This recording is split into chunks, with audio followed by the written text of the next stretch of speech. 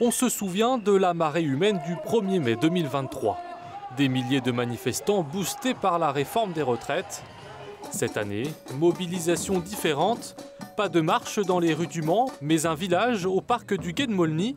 Quelques centaines de participants à 11 h ce mercredi. La volonté, c'était simplement de s'accorder un moment d'échange dans un contexte relativement compliqué où on a surtout besoin d'envisager ce que nous allons faire dans les semaines et mois à venir pour justement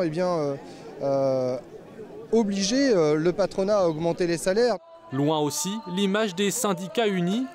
La CFDT et Force ouvrière n'ont pas répondu à la fête, mais les partis politiques de gauche, eux, sont bien présents.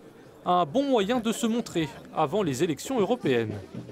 On a plusieurs tracts, notamment sur l'inscription en liste électorale. Alors pour l'inscription papier, le dernier jour c'était aujourd'hui, mais l'inscription électronique se peut se faire jusqu'au 3 mai. Donc en fait on essaie d'informer tout de suite pour pousser les gens à s'inscrire sur la liste électorale et évidemment pousser au vote quand même et montrer aussi l'importance des élections européennes et des enjeux européens pour la France. Des enjeux importants pour la gauche, à l'heure où le parti de Jordan Bardella caracole en tête des sondages.